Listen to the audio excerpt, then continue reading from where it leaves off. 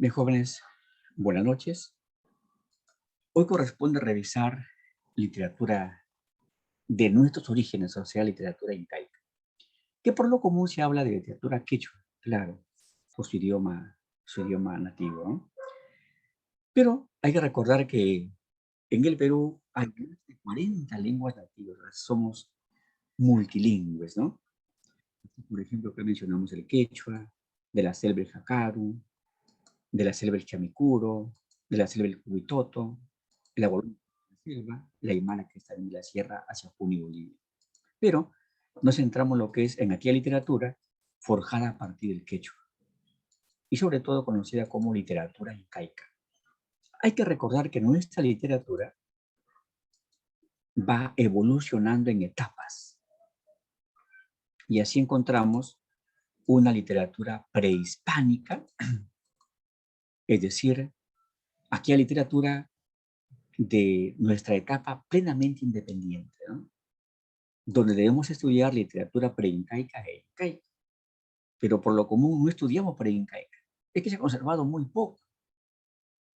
Por ejemplo, en el caso de la cultura chimú, por ejemplo, ¿no? Se supone que esa cultura tuvo mitos, leyendas, fábulas, poemas, seguramente también teatro, pero únicamente se conservan nada más algunos mitos y leyendas, lo demás desapareció. En cambio, de la literatura incaica se conserva mucho. Luego viene la literatura colonial, donde estudiamos las corrientes literarias llamadas Renacimiento, Barroco y Neoclasicismo. Después viene la literatura de la independencia. Luego, la literatura republicana, que es la más amplia. Esa literatura va a abarcar, pues, desde 1830 más o menos hasta la actualidad, ¿no? Es la más variada. Y por aquí hay que recordar a un gran peruano, al Inca Garcilaso de la Vega, cuyo nombre verdadero fue Gómez Suárez de Figueroa, pero más lo llamamos por seudónimo, el Inca Garcilaso de la Vega. Y sucede que nuestro Inca Garcilaso y otros fueron registrando la vida incaica, la cultura incaica.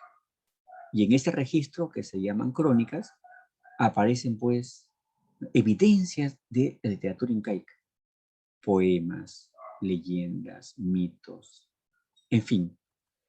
Y por tanto podemos decir que las crónicas son la fuente histórica donde podemos encontrar registrada la literatura incaica.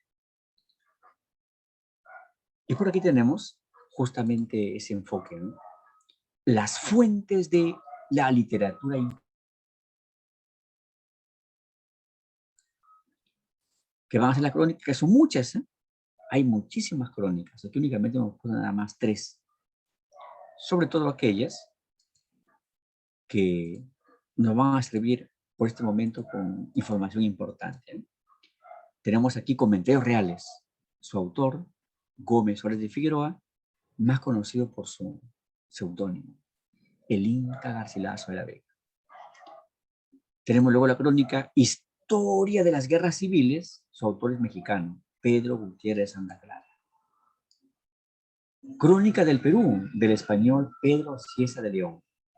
Estas crónicas y otras van registrando algunas formas de literatura incaica. Veamos un fragmento de la obra Comentarios Reales, ¿eh? Veamos qué dice acá. No le faltó habilidad a los amautas, tenemos por aquí un concepto amautas, que fueron los profesores de la nobleza, pero que no manifiesta el Inca Garcilaso, que también fueron los que crearon literatura para la nobleza, que eran filósofos para componer comedias y tragedias que en días y fiestas solemnes representaban delante de sus reyes y de sus señores que asistían a la corte. Los representantes no eran viles, sino incas y gente noble, hijos de curacas, y lo mismo curacas y capitanes, hasta maestros de campo, porque los autos de las tragedias se representasen al propio, cuyos argumentos siempre eran de hechos militares, de triunfos y victorias, de las hazañas y grandeza de los reyes pasados, y de otros heroicos varones. Los argumentos de las comedias eran de agricultura, de hacienda, de cosas caseras y familiares. Los representantes, luego que se acababa la comedia, se sentaban en sus lugares conforme su calidad y oficios. Ahí están. Eso quiere decir que los amautas eran entonces de la literatura para la nobleza. Y también nos da a entender este fragmento que en el tiempo de los incas el teatro era únicamente para la nobleza. Únicamente para la nobleza. Y algo más, hasta actores y actrices eran de la nobleza. Pues en el tiempo de los incas, yo era del pueblo, señor, usted no, usted. Ni piensa ser actor, ni piensa ser actriz. No es para usted, es del pueblo. De la poesía alcanzaron otra poca porque supieron hacer versos cortos y largos con medida de sílabas. En ellos ponían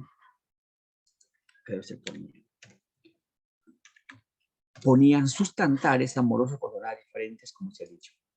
Otras muchas maneras de versos alcanzaron los incas poetas, a los cuales se llamaba Arahuac, y que luego ya son llamados también arabicos actualmente, ¿no? Arabicos. Y por aquí tenemos a Mauta, los poetas de la nobleza, Arahuac, los poetas del pueblo. Luego tenemos por aquí un fragmento de la crónica Historia de las Guerras Civiles. Su autor, Pedro Gutiérrez Santa Clara, y en este fragmento aparecen mitos de tiempo preincaico. Cuentan los indios muy viejos que lo oyeron de sus antepasados, que el primer dios que hubo en la tierra fue llamado Om, el cual formó el cielo, la luna, estrellas y la tierra, con todos los animales y todo lo demás que hay en ella. Y formó con su resuello todos los indios y los animales terrestres y aves celestes y muchos árboles y plantas. Y que después de esto se fue a la mar y que anduvo a pie en fruto sobre ella y sobre los ríos y creó todos los peces que hay con su sola palabra y que hizo otras cosas maravillosas, que después se fue de esta tierra y se subió al cielo. Tiempo después llegó a la tierra otro dios más poderoso que Cons, llamado Pachacamac. Entonces, hasta aquí tenemos el mito de Cons. ¿Ah? Luego ya viene por aquí el mito de Pachacamac, que quiere decir hacedor del mundo o reformador, el cual destruyó todo lo que había hecho Cons. A los indios que Cons había creado los convirtió en simios o monas y los envió a vivir a los Andes y a los valles que hay por ahí. Pero misericordioso Pachacamac creó a otros hombres y muchas indias muy hermosas, así en las serranías como en los llanos. Los que poblaron la serranía hallaron una tierra fresca por haber salido recién del diluvio. Ahora sí vamos ya a las características de la literatura incaica. Encontramos que fue una literatura anónima. O sea, no se interesaron en grabar el nombre del autor de tal poema, fábula, leyenda, no se interesaron. ¿Y por qué? Porque fue sobre todo una literatura oral. Fue literatura oral, ¿eh? Y por lo común, cuando la literatura se transmite de generación en generación, a viva voz, no hay ese interés por grabar el nombre del autor. En cambio, es diferente ya cuando la obra es escrita. ¿Por qué? Cuando la obra es escrita, por lo común en la portada aquí aparece el título de la obra y el nombre del autor. Y así no leamos esa obra, basta con hojear la portada, ya hemos ido ¿qué? Grabando ahí, ¿no? El autor, el autor, el autor. Por tanto, la literatura incaica fue anónima. No se conoce sus autores. Fue oral, se difundió a viva voz de generación en generación. Por otra parte, hay que recordar que toda literatura refleja la forma de vida predominante en su época. En el tiempo de los incas, la vida no era urbana casi, la vida era más campestre. Podemos decir que el 80% de la vida era sobre todo campestre, el 20% o menos era en ciudades. Ahora al revés, ¿eh? Ahora al revés. Por ejemplo, Lima, 5 millones de habitantes, o sea, ¿no? Reúne pues cantidad de gente, digamos que no pueden abarcar 3 o 4 regiones andinas, por ejemplo, ¿no? Bueno, entonces, como actualmente la vida es fundamentalmente urbana, se explica de por qué la literatura tiene sobre todo referencias a ciudades. En cambio, en esa época, en el pueblo de los incas, no. La vida era fundamentalmente en el campo y por eso refleja más situaciones del campo y fue agrarista entonces. Otra característica es que la literatura de los incas fue colectiva. Eso sucede cuando la literatura es anónima. Ya se convierte en parte de la sociedad, la literatura es colectiva y por tanto, por lo menos se puede precisar de qué pueblo viene. Eso sí, ¿eh?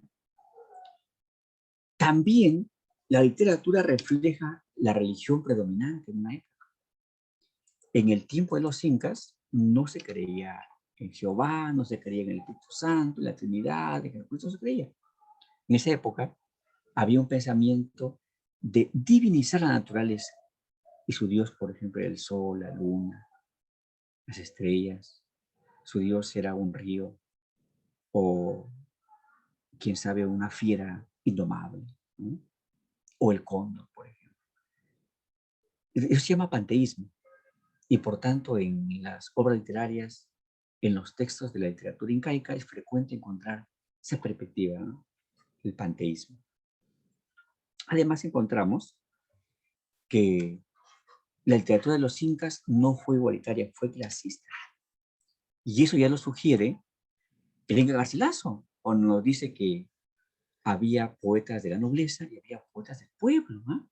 Miren, ¿eh? ¿Y por qué? Es que toda sociedad desigual genera una cultura. Bueno, eso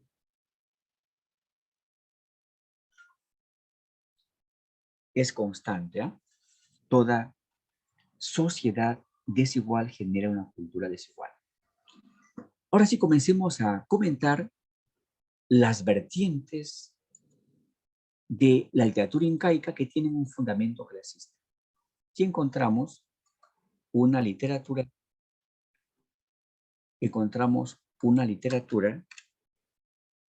oficial o también llamada también de la nobleza o también de la aristocracia. Ahí está, de la nobleza. La literatura oficial. Hay que precisar sus creadores, su propósito, sus manifestaciones, ¿eh? Como ya lo indicó el Garcilaso, los amautas crearon literatura para la nobleza. ¿Y cuál fue la intención de esta literatura? Fue fortalecer a la nobleza para que la nobleza siga en el poder. Luego lo veremos mediante textos, ¿eh? Luego veamos qué crearon, qué manifestaciones. Por ejemplo, en el aspecto épico, mitos y leyendas. En el aspecto didáctico, preceptos y normas, ama Julia, ama Kelia, ama Suo. Fábulas también, sobre todo serias. En teatro, diversas formas, tragedia, comedia, Añaizuka, Yachuo, Yamayama, Añamsi. Pero hay que recordar una propuesta de la teoría incaísta. Según una teoría que explica el origen de la obra Ollantay, la teoría incaísta, según esta teoría, esta obra tiene un origen fundamentalmente incaico. Según esa teoría, el creador de esta obra fue tal vez un amauta que sobrevivió a la invasión española. Y pues cuando llegue a España, ya estaría de repente por los 40 o 50 años, conocía mucho los paisajes, los caminos del Cusco y de alrededores, y además tenía un vasto conocimiento de la cultura incaica. Llega a España, este amauta seguramente aprende castellano y utiliza las letras del castellano y lo adapta para escribir en quechua. Porque la obra Ollantay está en quechua originalmente. Por aquí aprovechemos para mencionar algunos relatos, sobre todo míticos, del tiempo de los incas. Por ejemplo, el relato de Manco Cápac y Mama Oglio.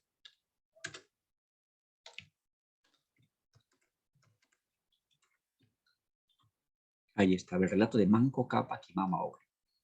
Este relato aparece registrado, ¿dónde? Aparece registrado en Comentarios Reales, primera parte. Únicamente ya aparece registrado, no aparece en otra crónica. Y este relato tiene un afán de dominación y también es clasista. ¿Qué nos manifiesta el relato? Que del lago Titicaca salieron quienes, Manco Cápac y Mama Oglio, eran hermanos y a la vez esposos, eran hijos del sol. Aquí está un concepto que va a ser muy defendido por la nobleza incaica, sobre todo la de sangre. En la nobleza de sangre deberían casarse únicamente entre familiares, entre hermanos, entre primos, en fin. Eso se llama endogamia. La endogamia viene desde los orígenes del imperio incaico en los reyes. Y por tanto el rey inca era el primerito en defender eso. Exigir que se respete el matrimonio endógamo entre familiares. Por tanto, nos cuenta que sale Manco Cápac y Mama Oglio de la Titicaca y observan que en los territorios peruanos reinaba la ignorancia. Entonces, ¿qué hicieron? Comenzaron a orientar a la gente de cómo vestirse, cómo construir una casa, cómo cultivar, cómo criar, en fin.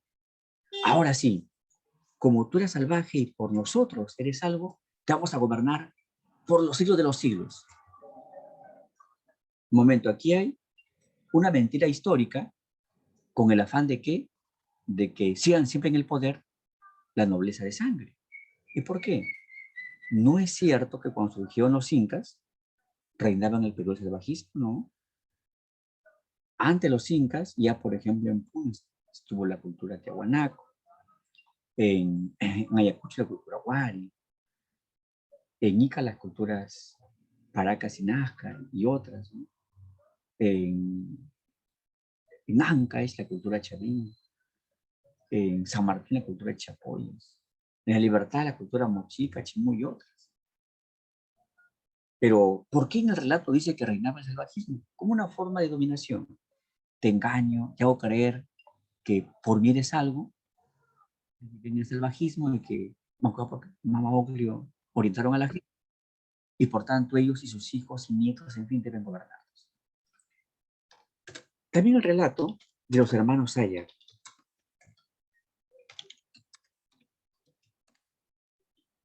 Y por aquí un relato ya tremendamente clasista, el relato de Bichama. Sucede que el dios Sol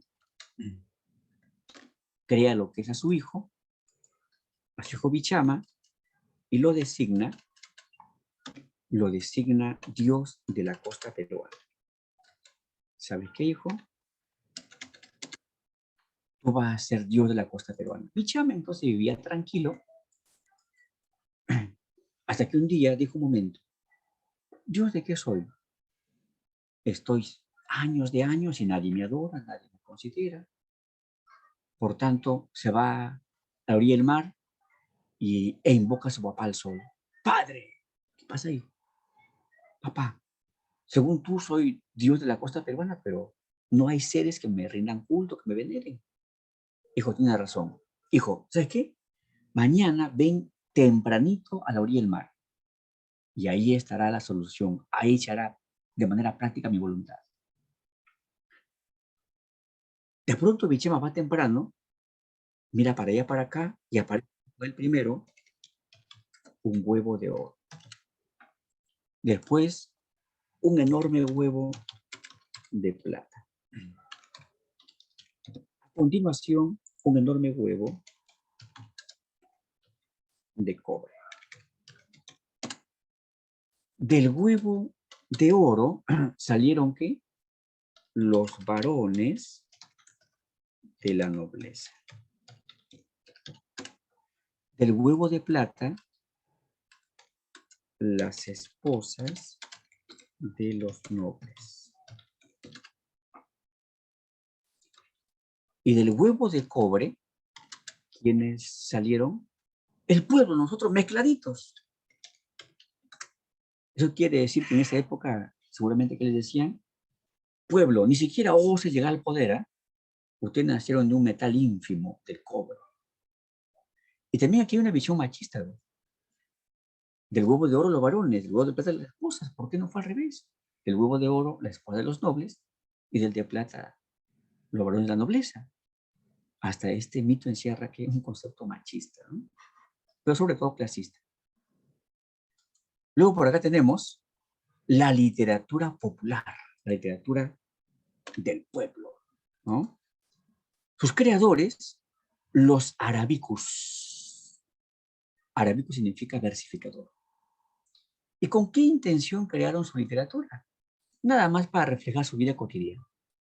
En ningún momento crearon literatura en el afán de tomar el poder, no, simplemente reflejar su vida cotidiana.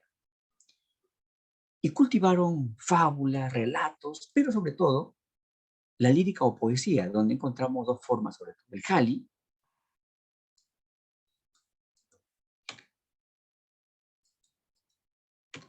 El jali, que era sobre todo cantado en coro. ¿Y para qué se empleaba el jali? El jali era, por ejemplo, agrícola. Cuando cultivaban las tierras del suelo del Inca, había cánticos en los cultivos, en las siembras, en las cosechas. Entonces esos cánticos eran lo que es los jalis agrícolas. O también cuando su gente se iba a la guerra o regresaba de la guerra, había cantos, el jali militar. O también los cantos a los dioses eran cantados en grupo, era el jali religioso. Pero también había una poesía un poco más sentimental, intimista. Por ejemplo, el Urpi, que lo comentaremos luego, el Huacataqui, la Imoray, el Ayataqui, el Guani, Guaguaki. El Aranguay, que era el poema de burla, ¿ah? El poema de burla. El Cacharpari, que era el poema de la despedida. Te ibas de viaje, tu Cacharpari, o sea, tu poema de la despedida, ¿no? Revisemos ahora esas formas poéticas, ¿eh? Parte por parte. Tenemos por aquí la lírica incaica, la poesía incaica, tenemos el urpi. Hay que recordar que la palabra urpi es quechua, en castellano se traduce como paloma. Bueno, ¿y qué era un urpi? Era un poema de amor donde la mujer era simbolizada como paloma. La mujer era simbolizada como paloma. Veamos qué dice el fragmento. ¿Dónde estás, paloma mía, que te busco noche y día? ¿Acaso lloras perdida por una jalca lejana sin tener cómo volver? Yo pregunto a todo el mundo, tal vez encuentre su rastro para correr en su busca. ¿Dónde estás, paloma mía, que te busco año y un día? Tenemos también el Aymorái. Como la vida era fundamentalmente en el campo, reflejaban también en sus poemas los arábicos la vida en el campo, la lluvia, las flores, las plantas, los cultivos, las acequias. Era campestre, ¿eh? Era campestre Aymorái. Veamos qué dice acá. Dice, aguacero, aguacerito, mira, no me mojes, que mi poncho es corto. Granizada, granizadita, no me granices, mi poncho es delgado. Ventarrón, ventarrón, no me ventees, estoy en hilachas. Veamos por aquí otras formas. El guaguaki. El guaguaki era dialogado. Varones entonaban canciones y respondían mujeres. Era así, ¿no? Un diálogo poético entre varones y mujeres. El guaguaki era entonces dialogado. Y aquí encontramos que primero hablan ellos, ¿no? ¿Por qué eres estrella, figura de noche? Sí. A la luz del sol, en vano te busco. Sí. Ellas, ¿qué manifiestan? Si son estrella, abre el corazón. Los ojos bajo la luz del sol. Luego por aquí tenemos el jali religioso, ¿eh? Pues el canto a un dios seguramente. Veamos qué dice. ¿Eh? Oh, Huiracoche, Señor del universo, oh, escúchame en el alto cielo, en donde tal vez moras, en el hondo mar, donde tal vez residas, creador del mundo, creador del género humano. Señor de señores, mis ojos son débiles para mi ansia de verte, para el solo deseo de conocerte. Oh, dígnate mirarme, pues tú me conoces, el sol y la luna, el día y la noche, la primavera y el invierno, no en vano. Tenemos por aquí la yataki. Vamos a etimología quechua. Aya se traduce como muerte. Itaki se traduce como canción.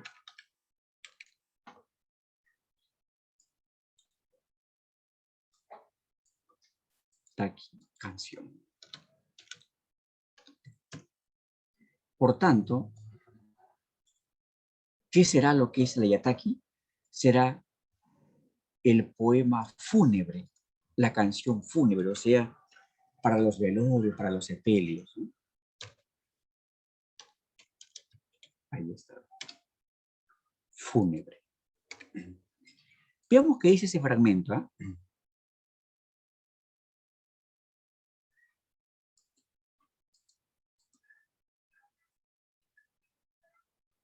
Haya muerte, taqui canción. Hermanito, ya volviste al cielo, ahí estarás trabajando a favor de los pobres. Hermanito, ¿dónde estarás ahora? Preocupado por el pueblo, liberando sus cadenas, ayudando a hombres. Todos los días del año, igual que siempre, nos volveremos a ver en el cielo infinito. Tenemos luego 6 el Wakataki. Waka se traduce como sagrado. ¿Ah? Waka se traduce como sagrado. Ahí está, sagrado. Taki, canción, o sea, una canción a animales sagrados o animales preferidos. Veamos qué dice. ¿Eh? Una llama quisiera que de oro tuviera el pelo brillante como el sol. Entonces por aquí agregamos que el wakataki sobre todo es para los animales. ¿Sí? Tomo como referencia a animales. También tenemos lo que es el jali militar. El jali militar. Beberemos en el cráneo del traidor, de sus huesos haremos flautas, de su piel haremos un tambor, usaremos sus dientes como un collar, después bailaremos. Luego por aquí tenemos lo que es el guayma, y ahí observas que aparece primero lo que es en quechua, luego en castellano. El guayno, en sus orígenes, fue festivo. ¿Ah? Fue festivo.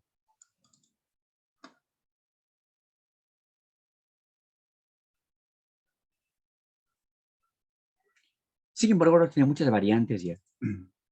Ahora, por ejemplo, encontramos guaynos festivos, guaynos nostálgicos, guaynos humorísticos, guaynos en diálogos, diversas variantes. ¿Eh?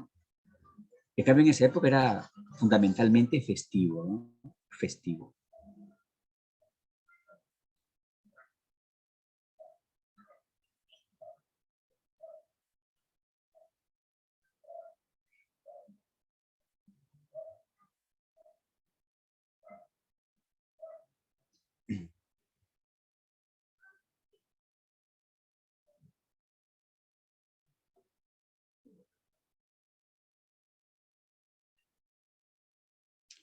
A ver, por aquí estoy confirmando para ver.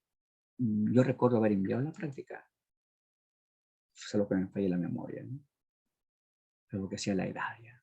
A ver, por aquí. Estoy revisando por aquí. Si envié la práctica.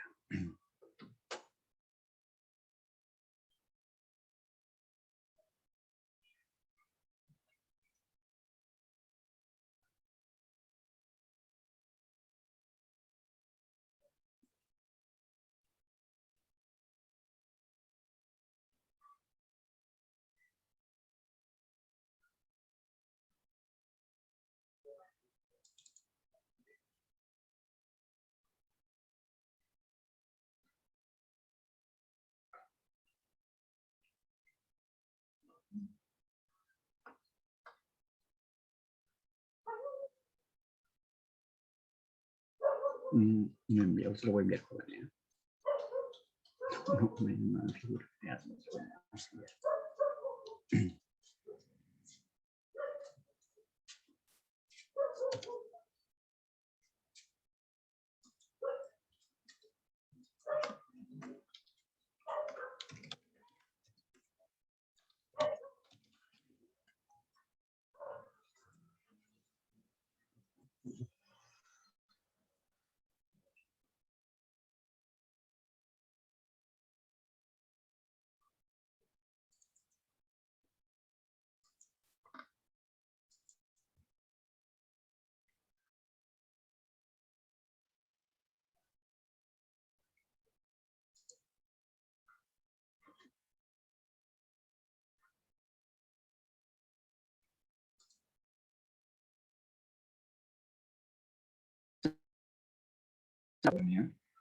Me había olvidado.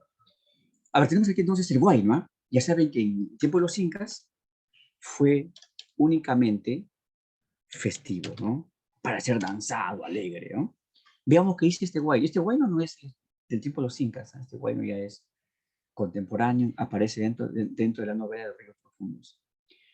El rifle del soldadito había sido de huesos de cactus. Por eso, truena inútilmente. No, hermano, no es el rifle. Es el alma del soldadito de leña inservible. El revólver del salinero estaba cargado con excremento de llama. Y en vez de pólvora, pedo de mula salinera. Y por aquí tenemos el cacharpari,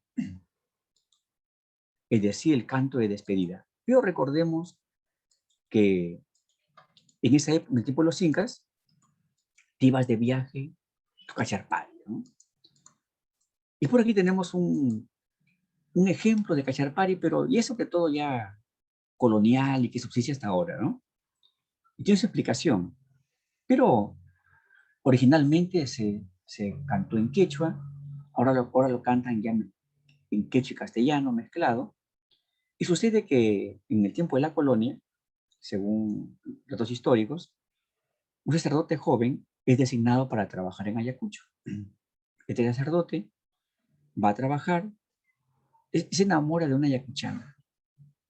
Y además era muy creyente, la chica siempre iba a la iglesia, porque el padre siempre ahí la observaba, ¿no?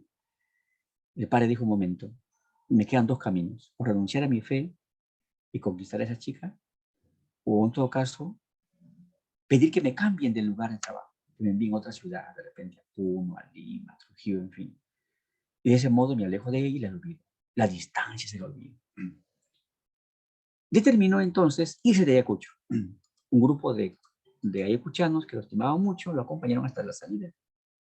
Y el sacerdote era también músico.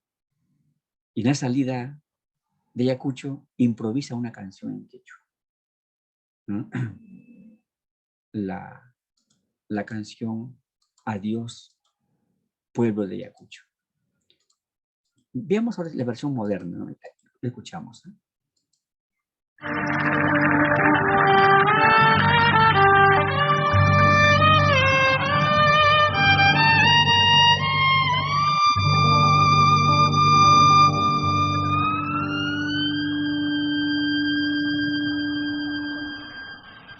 Pajaring mi ripuchkani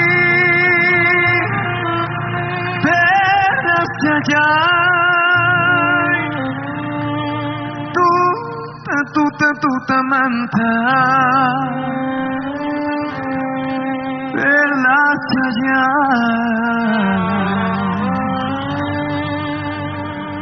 causa se paika kutimosa perla chaya Wanyus paika mana nyacha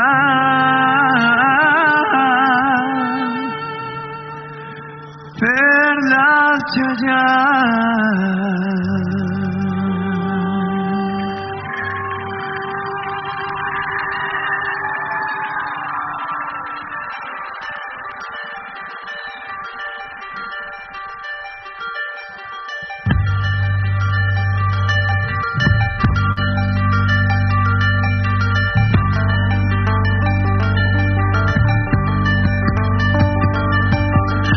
Adiós pueblo de Ayacucho, perlas chayaya, me voy a me estoy yendo, perlas chayaya. ¿Cómo dice? Adiós pueblo de Ayacucho, perlas chayaya, me voy a me estoy yendo, perlas chayaya. Ciertas malas voluntades, perlas chayaya, hacen que yo me retire, perlas chayaya. Ciertas malas voluntades, perlas chayaya, hacen que yo me retire, perlas chayaya. ¡Vamos ahí!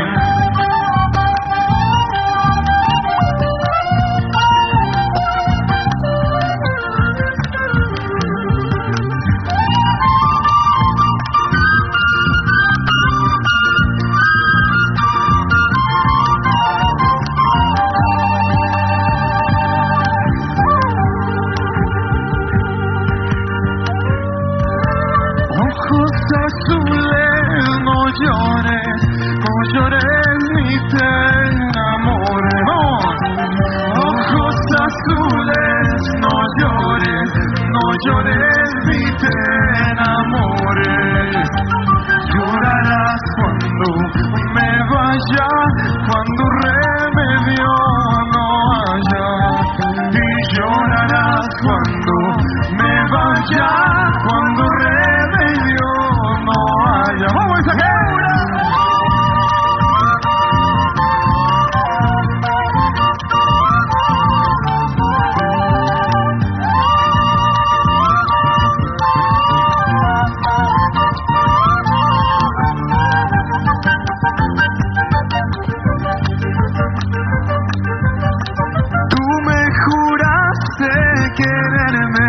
quererme toda la vida. Fuerte ustedes,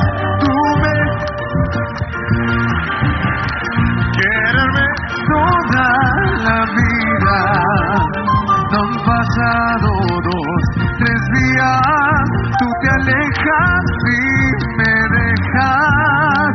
No han pasado 2, 3 días, tú te alejas y me dejas. ¡Vamos ahí!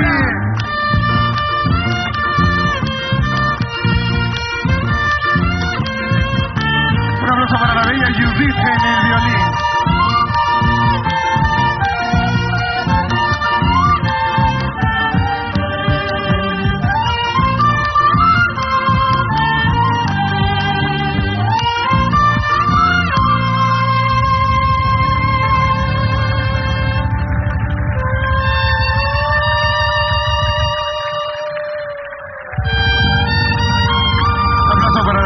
Por favor. Un aplauso para el Pepe Alba, por favor. Gracias, caballero. Antes de avanzar a la obra Ollantay, vamos ya trabajando las primeras preguntas que tienen que ver sobre todo con literatura incaica, su parte teórica y además la lírica incaica. Luego regresamos ya a la explicación sobre Ollantay.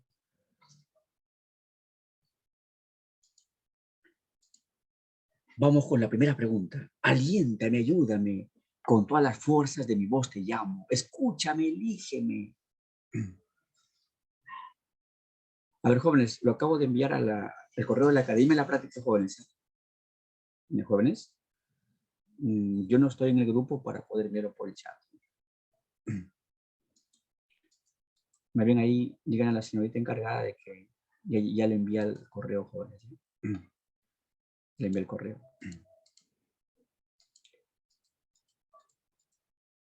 A ver, seguimos. Aliéntame, ayúdame, con todas las fuerzas de mi voz te llamo. Escúchame, elígeme. No permitas que desfallezca, que muera. Oh, Viracocha, fuera me he dado verte, fuera me he dado conocerte, fuera me he dado comprenderte. Se puede afirmar, es un jali, sí, es para un dios, un jali religioso. Anáfora sí ve, fuérame.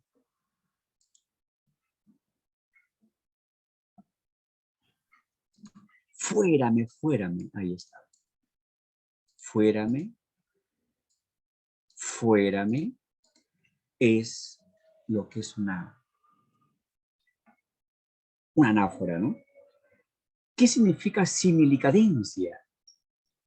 Similicadencia significa palabras diferentes, pero comparten los mismos referentes gramaticales. Por ejemplo, aliéntame y ayúdame son diferentes verbos, pero ambos están en modo imperativo, en segunda persona. ¿Ve? ¿Ah?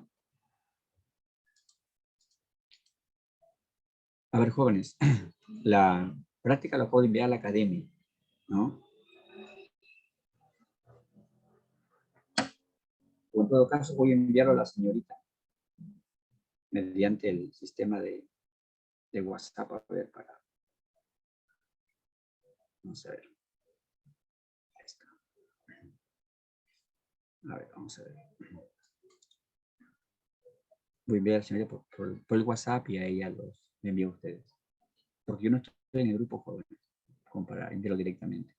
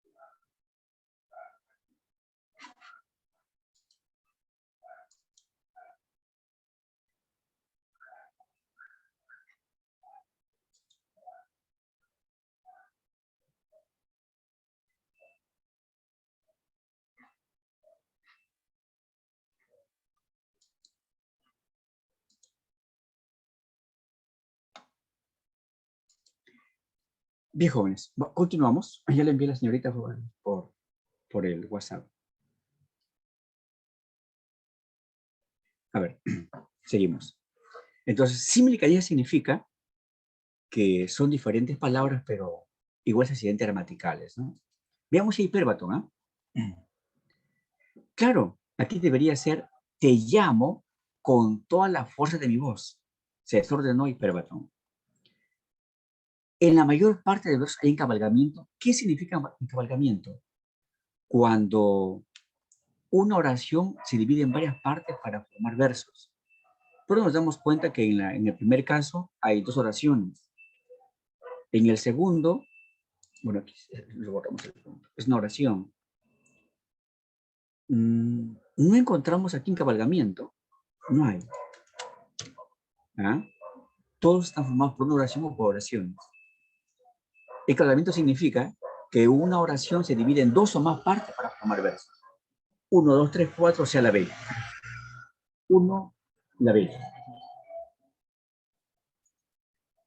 2, el fragmento del drama oyente.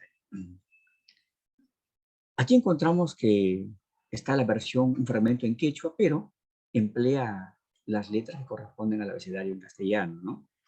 Por tanto, su sílabeo se va a hacer igual que en castellano. 1, 2, 3, 4, 5, 6, 7, 8. Palabra grave queda igual, no hay ninguna licencia. 8 sílabas métricas. La rima, entonces, va a ser con minúsculas, ¿no? Urpi, la A. Acan, la B. Acan, la B. Urpi, la A. La estrofa es cuarteta, no, la cuarteta rima cruzada y rima abrazada, es redondía entonces. Versos de arte menor, sí. Sinalefa sí hay, por ejemplo, acá ve. Reú, sinalefa, ¿no? La rima es homofónica, o sea, consonante perfecta, sí ve. Urpi, urpi igual, acá no igual. 2, 3, 4, 5. 2, la respuesta va a ser la A. 2, marcamos la A. 3. El fragmento de un urpi que aparece dentro de la obra llanta, ¿ya?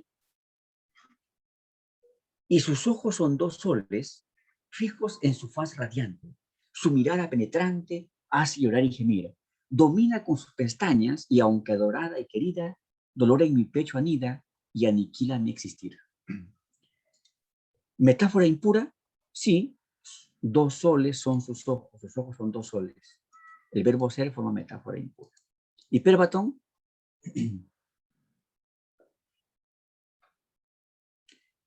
Acá debería ser anida dolor en mi pecho. Desorden hiperbatón.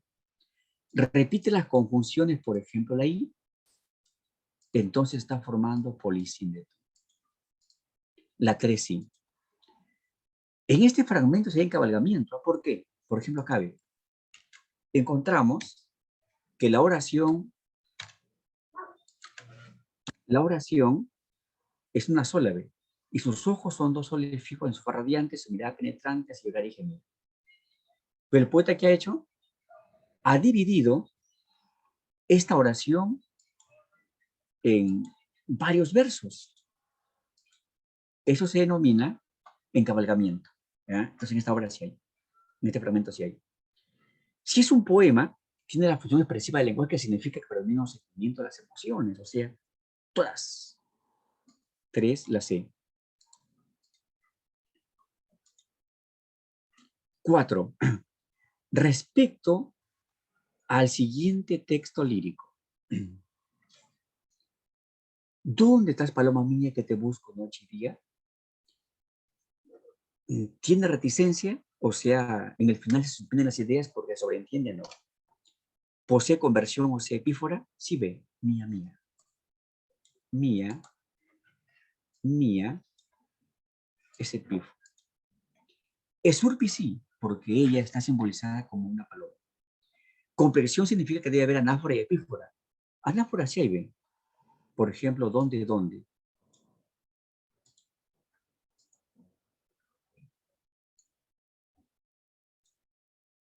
Ahí está. ¿Dónde, dónde? Anáfora. Mía, mía, epífora. En el final dice que lo busca un año y un día. Exagera, hipérbole. 2, 3, 4, 5 y decir la E. Pregunta 4, la E. 5. El siguiente fragmento incaico. Aguacero, aguacerito. No, mira, no me mojes, que mi poncho es corto. Graniza, granizadita. No me granices, que mi poncho es delgado. Ventarrón, ventarrón. Si tú no me venteas, estoy en hilachas. Refiere al campo, el viento, granizo. Ese es Aymoray. Y aquí le está hablando al aguacero, o sea, a la lluvia. Le habla al granizo, le habla al viento. Le está humanizando. Lo que se llama personificación, la correcta, ¿no? Entonces, 5, la respuesta es la A. 5, la A. 6. El fragmento prehispánico. No olviden que en animismo nada más es cuando a un elemento inerte le doy vida y a un elemento estático le doy movimiento.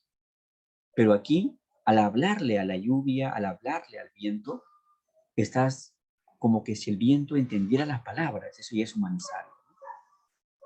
6. El fragmento prehispánico. Ellos, ¿por qué eres estrella? Buenas noches, sí. Responden ellas, si son estrellas, abre el corazón. Plantean la D. Claro, Los poemas incaicos en diálogo se denominan guaguas. 6 la D. 7. El enunciado incompleto. Debió ser entonces la palabra genérica para designar a la poesía lírica y específicas las demás denominaciones Urpi, Huanca y Moray.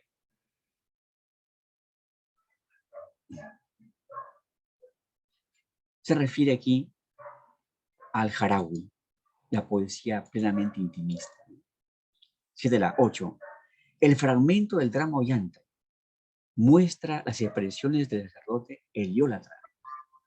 Debo pues ayudarte para que gobiernes. Todos te conocen y el Inca te estima hasta el extremo de dividir contigo el cetro. Entre todos te ha elegido. Él aumentará tus fuerzas para que resistas a tus enemigas. ¿No estás deseando seducir a... Aquí se refiere a la región de Ollanta y Osea del Antisuyo y a su amada Cusicolo. A ver, regresemos ahora a la explicación de esta obra. Ya está. La obra Ollanta. Primero, veamos por aquí, veamos los datos históricos. Datos históricos. En 1837 se tuvo una noticia ya concreta en el periódico El Erudito del Cusco. Se comunicó que el manuscrito existe y que está guardado en tal lugar. Este manuscrito data de 1770, de esa fecha data, y pertenece al padre Antonio Valdés, que algunos creen que es el autor. ¿Qué autores se han propuesto? Algunos proponen que es Antonio Valdés, otros que fue Pastor Cristiani, otros que fue Juan Espinosa Medrano, un poeta llamado Lunarejo. Y además, otro dato es que Túpac Amaru II lo representó en el tiempo de su rebelión, seguramente para manifestar, ¿saben qué, señores? Si Ollanta se rebeló ante su propio imperio, porque hubo injusticia, y ustedes tienen aún más motivo para rebelarse contra España. Ahora sí estudiemos esta obra en sus componentes. Forma y fondo, elementos inseparables. Género. Esta obra tiene actos, escenas, ha sido escrita para estar representada en el escenario, por tanto está en el género dramático. O también lo puedes llamar teatral. Género dramático o teatral. Ahí está. En esta obra encontramos personajes de la nobleza y del pueblo.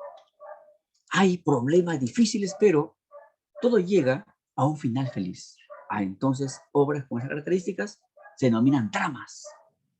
Esta obra es un drama. No es tragedia, no es comedia, es drama. Luego por aquí su estructura. Tiene una estructura tripartita. 3 partes. Y ojo, el primero en traducir esta obra del quechua al castellano fue Sebastián Barranco. Y su traducción data de 1868. Esta obra, por tanto, tiene un primer acto con 9 escenas, un segundo acto con 10 escenas y un tercer acto con 8 escenas. Además, como toda obra teatral, está formada por diálogos. Recuerden que la obra teatral, más del 90% son diálogos. Además, hay acotaciones. En el campo teatral, aquí se llama acotaciones, aquellos datos o detalles que van entre ¿qué? Que van entre paréntesis. Encontramos también técnicas, por ejemplo, el flashback, que significa recuerdo breve. También la puedes llamar analepsis. Hay también el monólogo, y es muy prestigioso el monólogo dicho por Ollantay. Ollantay, una vez que rechazado por Pachacútec, se aleja del Cusco y en el camino pasa por un cerro, por Cusipata, y desde allá mira el Cusco y comienza a hablar solo, a manifestar su odio por el Cusco, y dice que se va a rebelar. Ollantay habla solo en Cusipata. Es un ejemplo de monólogo. Encontramos también coros, Es decir, doncellas o niños entonando canciones, sobre todo para la princesa Cusicolio. Doncellas y niños entonan canciones.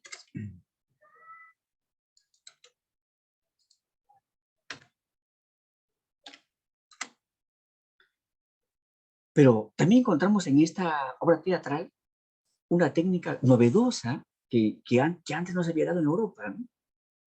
El salto temporal extremo. Sí, vamos a observar en la explicación que de una escena se pasa a otra escena y transcurren 10 años. De una escena a otra pasan 10 años. ¿Eh? Bueno, por lo común es, pues, a veces encontrar obras donde de una escena a otra pasan días, horas, semanas, meses, pero 10 años, de una escena a otra, 10 años. Veamos su lenguaje. Esta obra, como tal, está escrita en quechua clásico, es decir, aquel quechua que cuando llegue a España ya estaba desapareciendo porque el quechua se estaba renovando. Además, esta obra está en verso, ¿eh?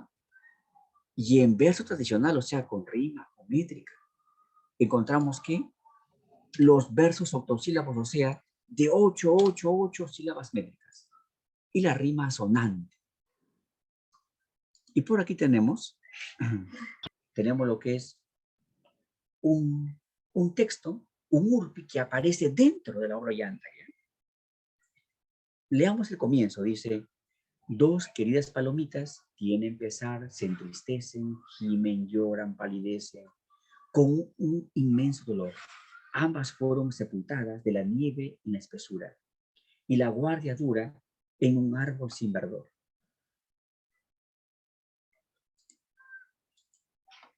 Veamos ahora sí el fondo o contenido. ¿El tema cuál va a ser? Va a ser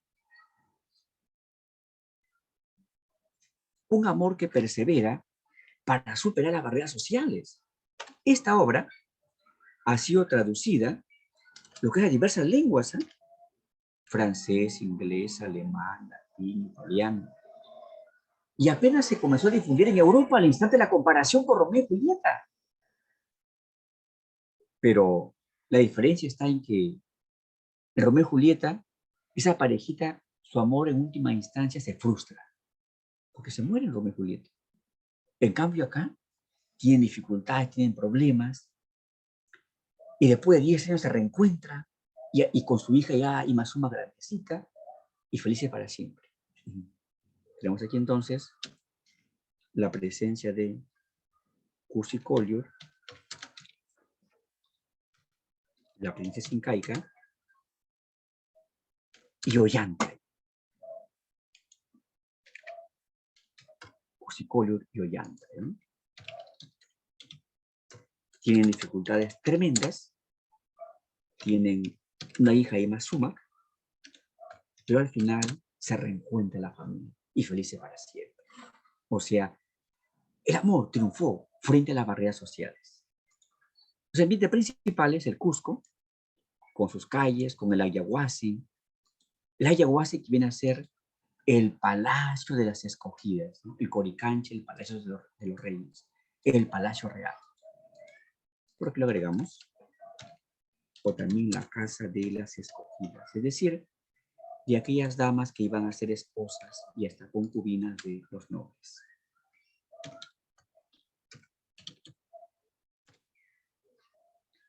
El antisuyo, ¿de dónde provenía Ollanta? ¿Ah? Procedencia de Ollanta. Ahí está. Encontramos luego diversas ideas. ¿eh? Por ejemplo, la endogamia, que significa matrimonio entre familiares.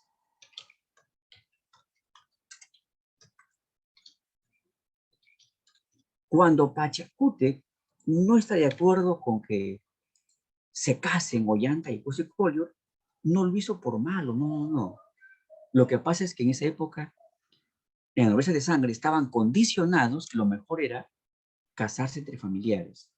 Y además, ese tipo de matrimonio en la novela de sangre debería ser cuidado por el rey Inca. Lo que pasa es que recuerden que nosotros respondemos a un contexto. Por ejemplo, ahora, lo que más se da es el matrimonio exogámico, o sea, fuera de la familia, ¿no? Y lo vemos como normal la exogamia, pues. Y de pronto, si de repente alguien se casa con su primo, o quiere casarse con su hermano o con su hermana, ¿qué? Esto es diabólico, claro, porque nuestra mentalidad es diferente, pues, ¿no? En esa época, la nobleza de sangre de los incas veían la endogamia como algo natural y la exogamia como un pecado. Encontramos también diferencias socioeconómicas, sí, claro, sí. Por ejemplo, encontramos que Cusicolio, o también, por ejemplo, Pachacute, es de la nobleza de sangre. Ollantay, la nobleza de privilegio. Luego encontramos a Piquichaqui, que es del pueblo. Y ahí están, ve, las teclas sociales, ¿no? Las principales. La nobleza de sangre, la nobleza de privilegio y el pueblo, Piquichaqui. Hallamos también la idolatría, que significa adoración al sol. ¿Y lo va a representar quién? Lo va a representar el sacerdote. Huilca Uma, el sacerdote. Hallamos también el machismo. El hecho de que esté mentalizado que para mi grupo social solamente se casan familiares, no me va a obligar pues a lo que hizo Pachacute, ¿no? Se entera que su hija está embarazada de un plebeyo, por tanto, encerrarla en la ayahuasca. Nace su hija, separarla de la niña. Eso ya es machismo, ¿no? Imposición paterna, ¿no?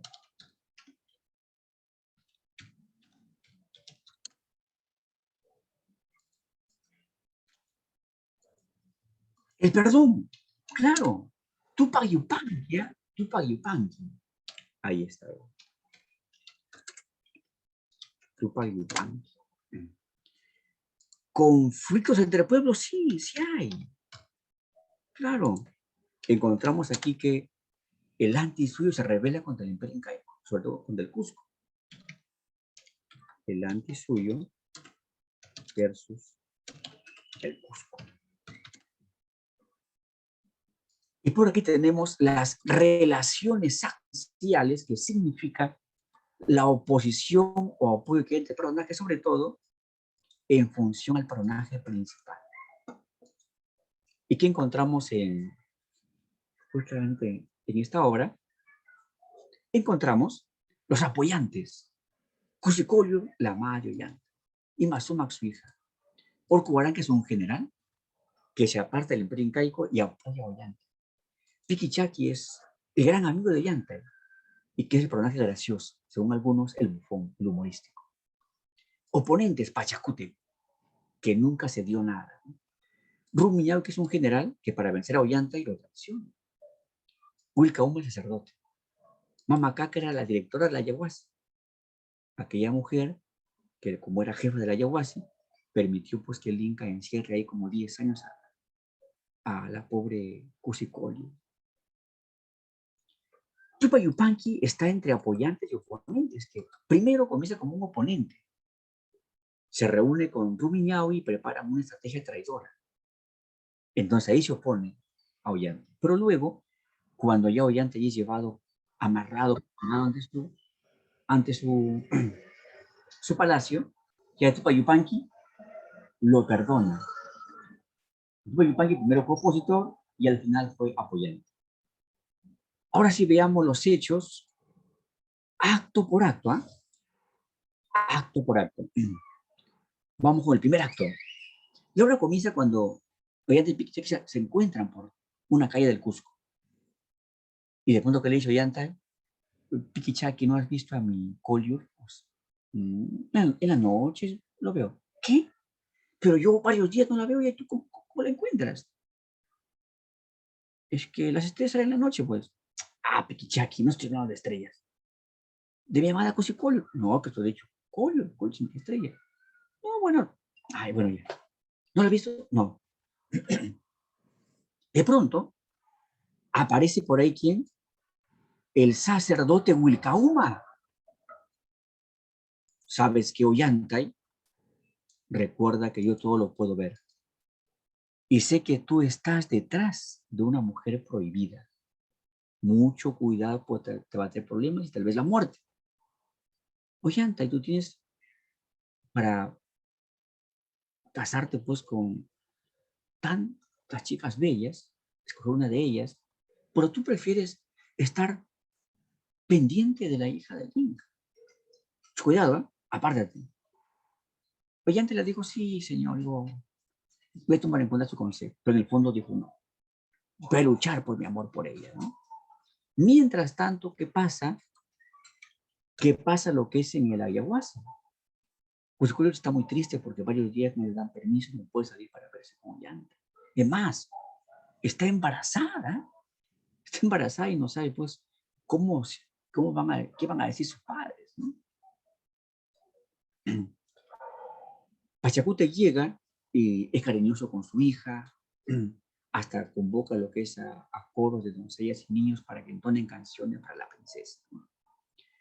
Más tarde, ¿qué dijo Ollantay? Dijo, un momento, no puede ser que este amor siga a escondidas. Iré al palacio, hablaré con Pachacútec y voy a pedirle a su hija como esposa. Y se va al palacio, ¿eh? Pero dijo un momento, si voy de frente con la idea, de repente el Inca lo tomó de sorpresa y se enoja mucho. Por tanto, voy con otros pretextos. Así que llega el señor Pachacute, buenos días. Ah, hola, Ollantay, ¿cómo está, muchacho? Señor Inca, ¿será importante para su reino? Claro, Ollantay, ni qué decirlo. Ni qué decirlo, Ollantay. Por ti tenemos grandes victorias, hemos conquistado muchos pueblos. Tú diriges bien un ejército. Es más, Ollantay, te comunico que voy a estar ausente, voy a viajar por el norte del Tahuantinsuyo y voy a dejar un Inca aquí momentáneo, ¿no? Alguien que gobierne momentáneamente en el Cusco y alrededores. Y he pensado dejarte a ti. A tu Payupanqui no, porque aún está muy adolescente, ¿no? Voy a dejarte a ti, vas a estar con varias semanas de Inca, de rey Inca. Es más, Ollantay, si tú dudas de mi aprecio, pídeme lo que quieras. Pachacute, mi rey, quiero a su hija Cusicuil como esposa. ¡Vete! ¡Miras muy alto! Lo bota. Soldados, llévenlo. ¡Sal de mi presencia! Pero ya sabemos que si lo rechaza Pachacute no es tanto por maldad, sino porque estaba defendiendo lo que era común y exigente para su clase social. Únicamente ellos se casaban entre familiares, no permitían que alguien del pueblo o nobleza de privilegio se llegue lo que es a su cuestión familiar, ¿no? Ollantay entonces se va a Cusipata y ahí que decide rebelarse, ¿no? Además llega Piquiché que le informa, amigo, he entrado hasta el palacio y no está. Es que seguramente ya Cusicolor había confesado a su papá que está embarazada y el papá, ¿qué hizo? La encerró en el ayahuasca. Vamos al segundo acto. Pachacute ordena, ¿sabes qué, Rumiñahui? Prepara un gran ejército, ve hasta el Antisuyo y captura ese Ollantay. Lo traes. Más tarde, desde Urubamba, llega un nativo, llega con un quipu. En ese equipo que informaba que en el Antisuyo toda la gente se ha rebelado y apoya a Ollantay. Y se preocupa Pachacute, ¿no? Y mira este fragmento, nos debe entender que los quipus no eran únicamente para guardar información de cantidades, ¿no? Para guardar también información histórica, información cotidiana. O sea, prácticamente eran como textos, ¿no? Orco Guaranca, que antes servía al Inca, no. decide apoyar a quién, a Ollantay. Ollantay llega a lo que es al Antisuyo y es recibido por la gente, y además un viejito que era muy sabio, muy líder en esa región, le pone a Ollantay una orla, o sea, una pluma en la frente, que significaba que para ellos era su Inca. Para ellos era su Inca. Y desconocían ya al rey Pachacute. Además que le informa Orcubaranca, ¿sabes qué, Ollantay? Tenemos 30,000 guerreros. ¿Ah? O sea, tenían una fuerza importante para combatir contra el Inca. Además, contaban también con generales como capitanes como Murutu y Chara, grandes campeadores. ¿No? Y miren, ¿eh? De pronto se corta la escena y a la otra escena pasa 10 años.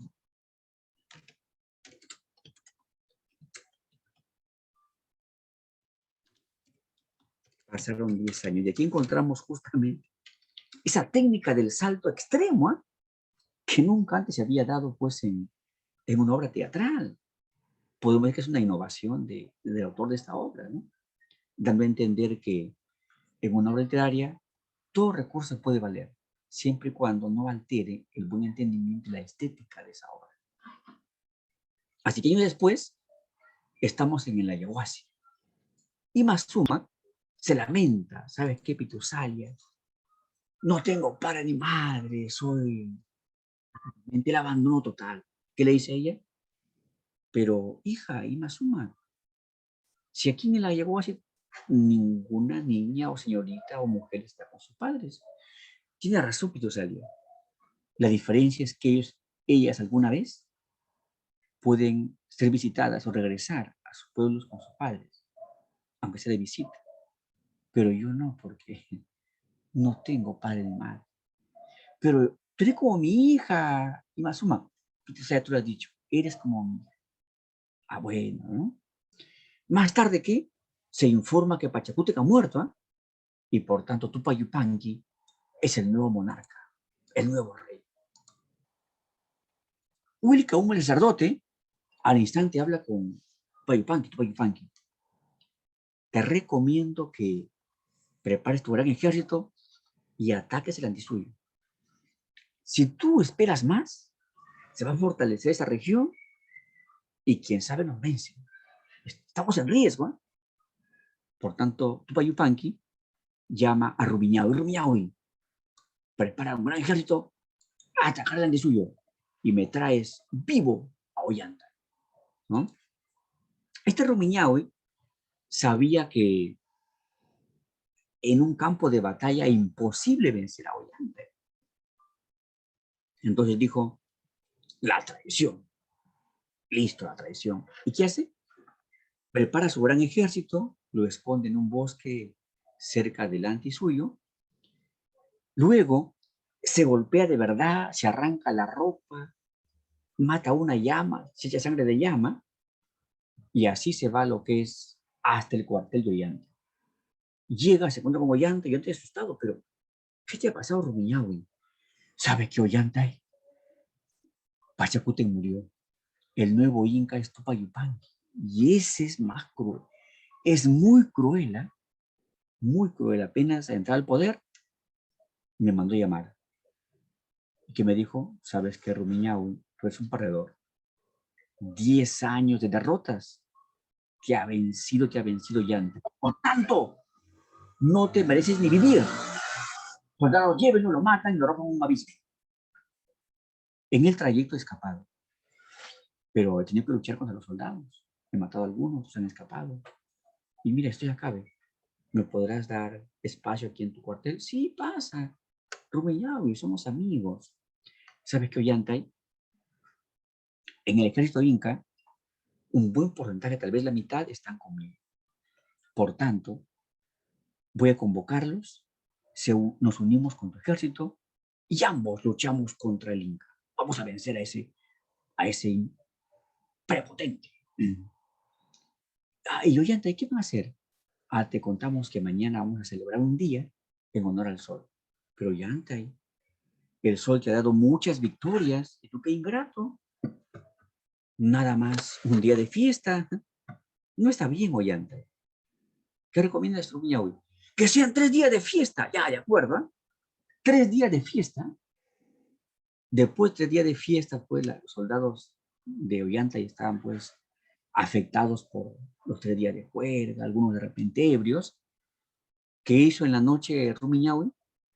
Convocó a su ejército y sin luchar vencieron a los rebeldes. Ollantay, por tanto, Huaranca, Piquichaqui, amarrados rumbo al palacio. Y así llegamos al tercer acto. Sucede que una noche, de pronto, la directora le llegó así, mamá Caja se fue. Se fue, ¿ah? ¿Y qué dijo Imazuma? ¿Sabe qué, Pitusalia? Mañana temprano vamos a esa habitación que está por allá lejos, porque hay una mujer, desde que tengo conocimiento, llora, se lamenta de su hija perdida, de su hija muerta, dice a veces. Vamos a verla. Al fin de día, muy temprano, se van, ¿eh? Abren la puerta de la celda y ahí estaba una mujer enflaquecida, llorosa, muy afectada anímicamente. Y le habla a la niña, señora, ¿usted quién es? Soy Cosicolo. Cosicolo ve a la niña y le pregunta a Pitusalia, ¿esta niña tendrá cuántos años? 10 más o menos. Y se da cuenta que es su hija. Y Mazuma se da cuenta que es su madre. Se abrazan, ¿no? ¿Y qué le dijo Mazuma? Madre.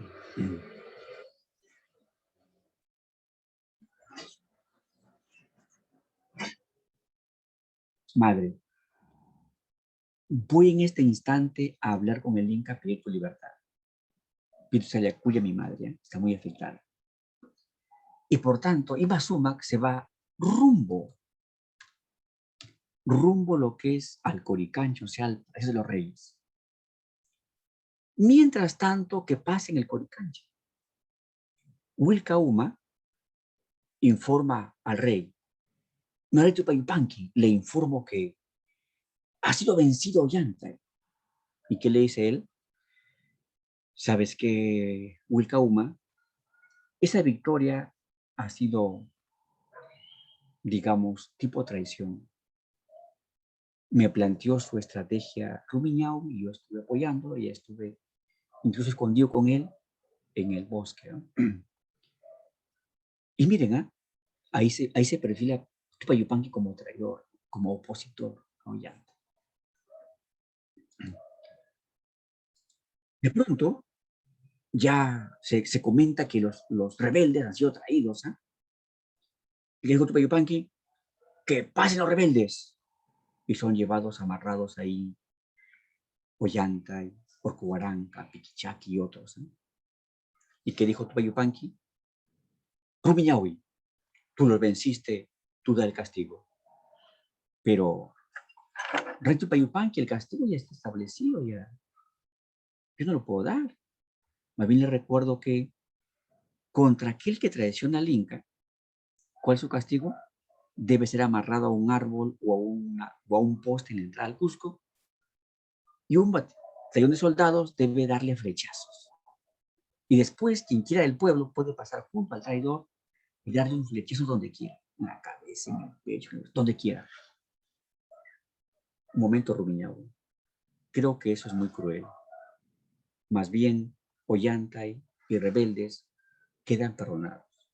Ollantay, Ollantay, y dime, ¿dónde está tu esposa, tus hijos? ¿Están en el suyo? Mi rey, no tengo esposa, tal vez una hija. Lo que pasa es que hace mucho tiempo me separaron de mi madre, de mi esposa, pero creo que ahora ya perdonado y libre, seguramente la podré encontrar.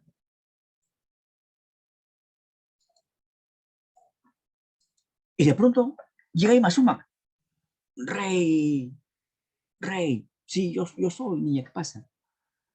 rey Tupayupanqui, vengo a exigir la libertad de mi madre.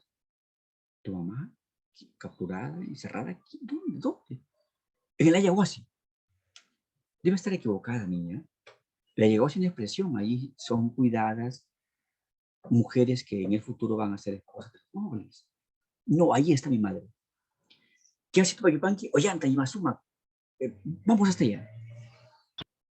Llegan al palacio y es cierto, ¿verdad? Ayahuasca. ¿Aquí? Usted va como cárcel. Entremos. Entran, van a la celda. Tupayupanqui entra y ¿qué observa? A una mujer enflaquecida, llorosa, triste. La mira bien. Hermana, Cosicolio, Tupayupanqui, hermano, se abrazan.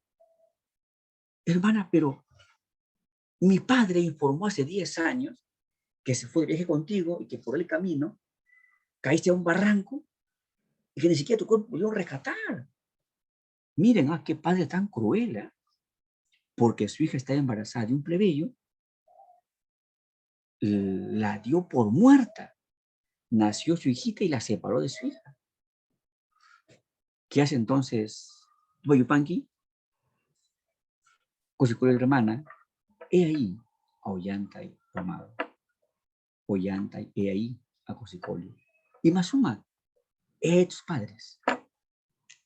Por tanto, Ollantay es perdonado y Tupayupanqui favorece para que esa familia y esa pareja se reencuentren y sean felices para siempre, ¿no? Lo típico que es de una obra llamada drama, sobre todo con un final optimista o feliz. Vemos por aquí los personajes. En castellano, Ollanta se traduce como fortaleza. Cosicolio, estrella feliz. Y Mazuma, que bella, o también que bonita, o es bonita, o es bella. Piquichaki, que significa pata o pie de pulga. Piqui es pulga, chaki, pata o pie. Orcuaranga, que significa gran cerro. Pachacute, que el transformador. Tupayupanqui, líder resplandeciente. Rumi, ñau y ojo de piedra. Rumi es piedra, ñau y ojo de piedra. Seguramente para representar que era muy insensible, muy severo, ¿no? Vamos a encontrar que hay teorías que explican el origen de esta obra. Hay 3 teorías. La tesis incaísta, también llamada quechuista o autóctona, la tesis hispanista, o también llamada colonial, y la tesis ecléctica, o también llamada intermedia. Veamos a cada una. Vamos con la teoría incaísta. ¿Ellos qué dicen? Señores, la obra Ollantay es de origen netamente incaico. Sí, incaico. Algún amauta que sobrevivió a la conquista lo escribió, utilizando el alfabeto castellano para escribir en quechua. ¿Y en qué se basan, pues? En el contenido. Si revisamos el contenido, únicamente refleja ¿qué? Hechos, costumbres, elementos de la cultura incaica. Personajes históricos, Pachacute, Ollantay, Tupayupanqui, personajes históricos. Toponimia significa nombres propios de lugares. En la obra se mencionan nombres de lugares en su ubicación exacta. Quien escribió conoció muchísimo esa parte del imperio incaico, ¿no? Nombres propios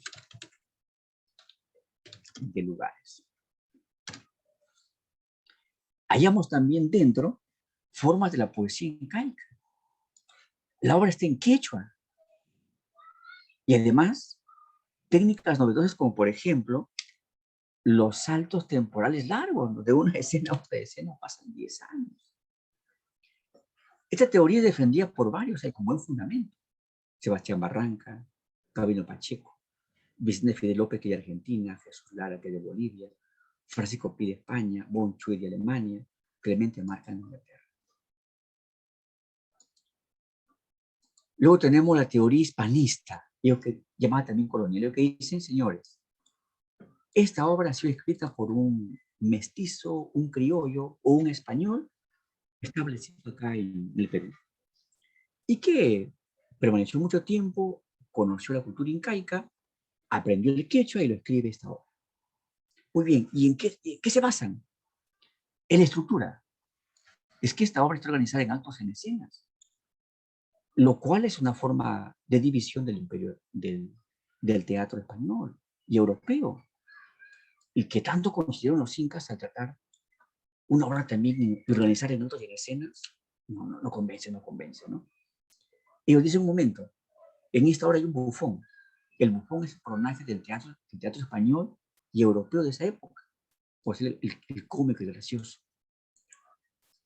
Además encontramos en esta obra el perdón y el honor, sobre todo el perdón, que es un tema cristiano, y el honor, un tema muy utilizado en el teatro español de esa época.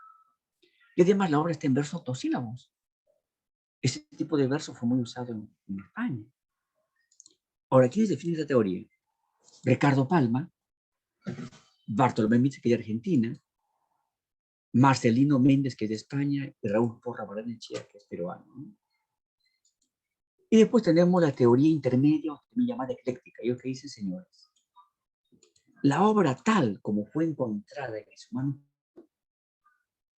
en su contenido es fundamentalmente incaico, en su forma es europea, por tanto, es una síntesis de lo incaico y lo europeo. ¿Quiénes definen la teoría? La defiende José de la Ribagüe, Alberto Sánchez, José María Arguedas, ¿no? Ricardo Rojas, que es de Argentina. También dijimos que esta obra se tradujo a varias lenguas, ¿no? Por ejemplo, la encontramos en traducciones del castellano. Y a saber que la traducción más antigua data de 1868, Sebastián Barranca. Después, otra traducción en 1870 por parte de José Fernández Nodal. Luego, en 1876, traducida en verso al castellano. Después tenemos la traducción de Gabino Pacheco Segarra, que data de 1886. Y una traducción cercana, de hace 22 años, de Julio Calvo Pérez, que data de 1999. Y está en verso. En latín, Hipólito Galante, que la tradujo en 1938. En alemán, Bonchudi, su traducción data de 1853. Luego, Ernest Mildefort, que su traducción data de 1890. En ruso también, miren, ¿eh?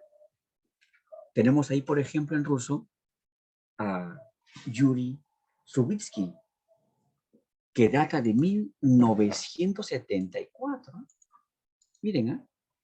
De hace 47 años, ¿no? 47 años. En inglés también, Clemente Markham, data su traducción de 1871. Camilo Pacheco Segarra, data de 1878, el francesa. Ahora sí, por aquí veamos las preguntas pendientes, ¿eh? Y vamos a la pregunta 8, ¿no? 9. Son rasgos formales de la obra Ollanta.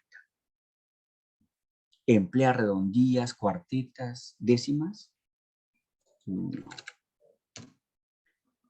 ¿Emplea rima heterofónica? Heterofónica es sinónimo de asonante, sí. Usa verbo tradicional y métrica autosílaba, cierto. ¿Hay sobre todo la carencia de versos agudos? Claro, porque el quechua fundamentalmente son palabras graves, ¿no? ¿Tiene estructura tripartita a modo europeo, actos, escenas? Sí. 2, 3, 4, 5, o sea, la A. 9, la A. 10. En el drama Ollanta y se aprecia un gobierno teocrático y monarquista, sí. El Inca se creía descendiente del sol, del dios sol, y además era un monarca. La división política del Imperio Incaico, por ejemplo, y antes del Antisuyo, el Cusco, el núcleo, la capital. El matrimonio endogámico, sí.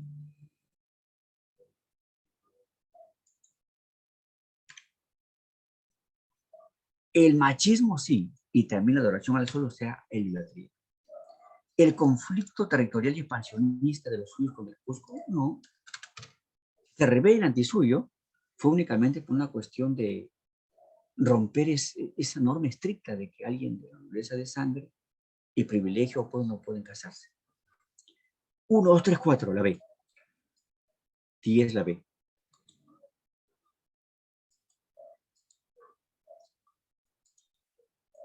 11, lugares principales donde acontece la obra Ollanta.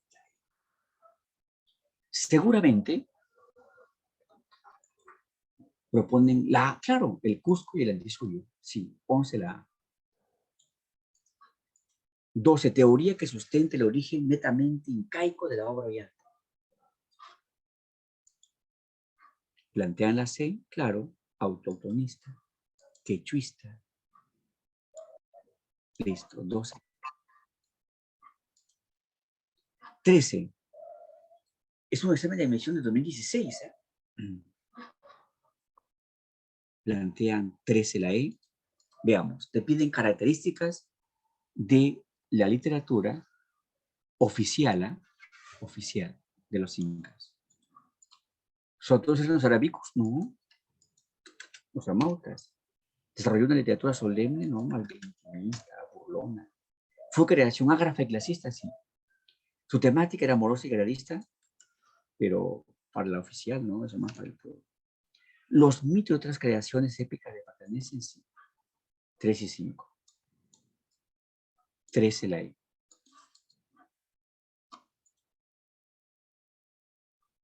14, el siguiente fragmento de la obra Ollanta. Cuadro 3. Ollanta en un lugar solitario de Cusipata a donde se retiraron. Ollanta habla solo, y aquí encontramos acotación, ¿ve? Ollanta en un lugar solitario de Cusipata, eso es una acotación, entre paréntesis. Ollanta, ¿qué dice? Ah, Ollanta, infeliz Ollanta, es a mí como te desprecian y arrojan. Es así, ¿qué debe ser así? Es así como corresponden al inmenso amor que le dices tú. Vencedor de pueblos. Ah, Cusicolio, esposa mía, hoy te perdí. Hoy te extinguiste, paloma. Cusco grande y hermoso, de los enemigos, romperé tu pecho ardiente. Ahí ha de alzarse el fuego, es el Saguamán, dormirá sobre la sangre.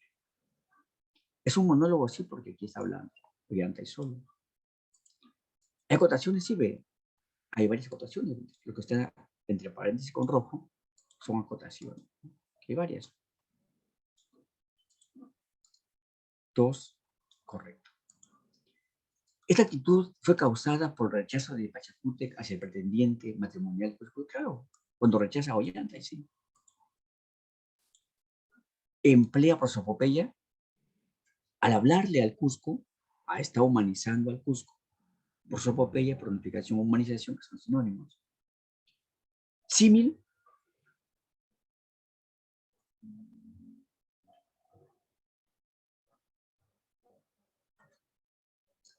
Como un tropel de nubes, está comparando. Símil. Hipérbole cuando dice, Cusco, romperé tu pecho, exagera. Hay topónimos, si ve, Sacsayhuamán, que es el nombre propio de una zona.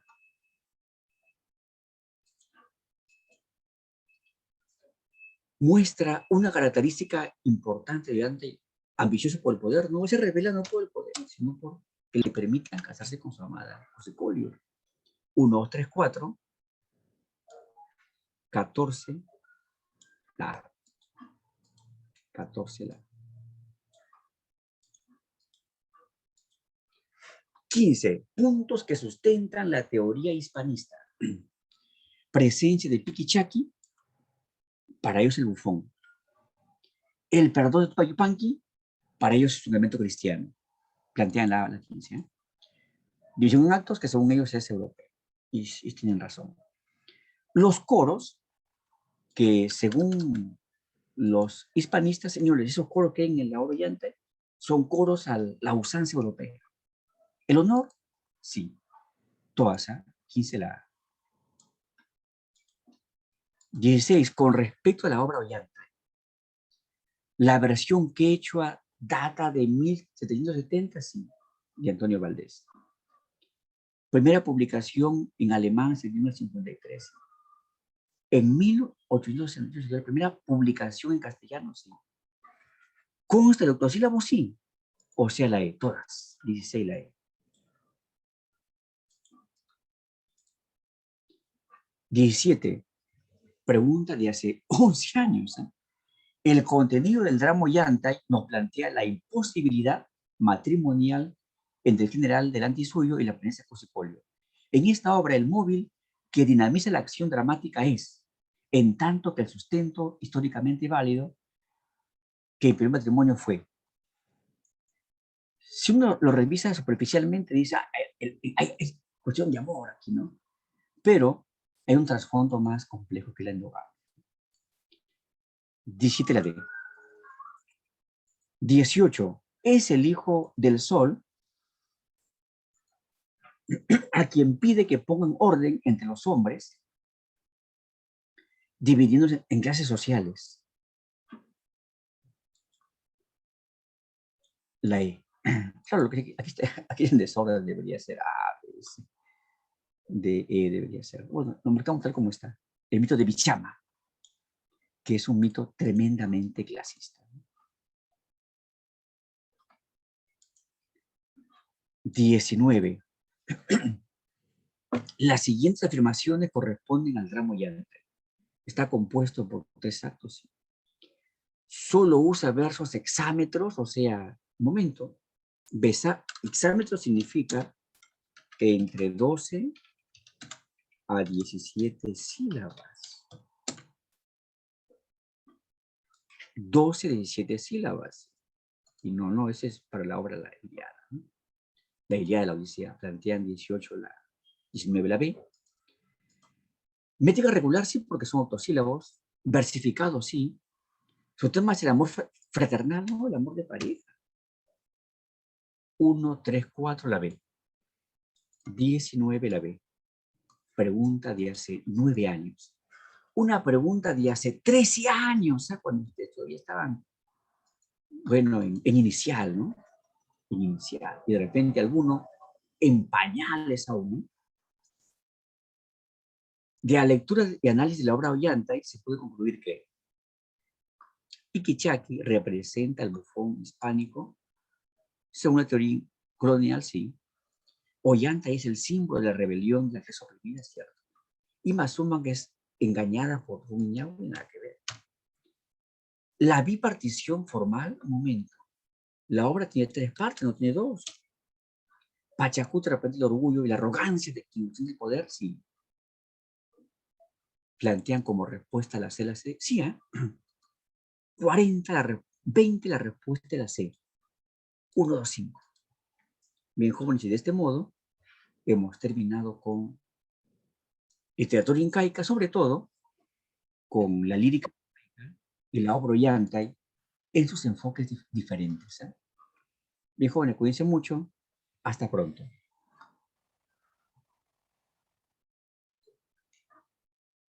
Muchas gracias, profesor. Cuídese. Hasta luego.